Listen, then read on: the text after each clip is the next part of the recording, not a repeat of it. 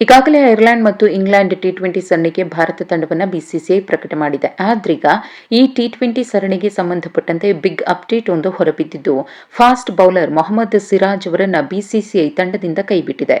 ಇವರ ಬದಲಿಗೆ ಕನ್ನಡಿಗ ಪ್ರಸಿದ್ಧ ಕೃಷ್ಣ ಅವರನ್ನ ಆಯ್ಕೆ ಮಾಡಲಾಗಿದೆ. ಹಾಗಿದ್ರೆ ಮೊಹಮ್ಮದ್ ಸಿರಾಜ್ ಅವರನ್ನ ತಂಡದಿಂದ ಕೈಬಿಡುವುದಕ್ಕೆ ಕಾರಣ ಏನು ಅನ್ನೋದನ್ನು ನೋಡೋದಾದ್ರೆ, ಬಿಸಿಸಿಐ ವೈದ್ಯಕೀಯ ತಂಡ ಮತ್ತು ತಂಡದ ಆಡಳಿತ ಮಂಡಳಿಯ ನಡುವಿನ ಚರ್ಚೆಯ ನಂತರ ಸಿರಾಜ್ ಅವರ ವರ್ಕ್ಲೋಡ್ ಮ್ಯಾನೇಜ್ಮೆಂಟ್ನ ಭಾಗವಾಗಿ ಅವರಿಗೆ ವಿಶ್ರಾಂತಿಯನ್ನ ನೀಡಲು ನಿರ್ಧರಿಸಿ ಈ ಕ್ರಮವನ್ನು ತೆಗೆದುಕೊಳ್ಳಲಾಗಿದೆ ಅಂತ ಬಿಸಿಸಿಐ ಮಾಹಿತಿ ನೀಡಿದೆ. ಇನ್ನು ಕನ್ನಡಿಗ ಪ್ರಸಿದ್ಧ ಕೃಷ್ಣ ಅವರು ಅಫ್ಘಾನಿಸ್ತಾನ ವಿರುದ್ಧ ಏಕೈಕ ಟೆಸ್ಟ್ ಪಂದ್ಯದ ಮೊದಲ ಇನ್ನಿಂಗ್ಸ್ನಲ್ಲಿ ಉತ್ತಮ ಪ್ರದರ್ಶನ ನೀಡಿದ್ರು. ಇನ್ನು ಏಕದಿನ ಸರಣಿಯಲ್ಲಿ ಭಾರತದ ಜೆರ್ಸಿಯಲ್ಲಿ ಆಡುವುದಕ್ಕೆ ರೆಡಿಯಾಗ್ತಿದ್ದ ಇವರಿಗೆ ಐರ್ಲೆಂಡ್ ಇಂಗ್ಲೆಂಡ್ ಟಿ20 ಸರಣಿಯಲ್ಲಿ ಅವಕಾಶ ಸಿಕ್ಕಿರಲಿಲ್ಲ.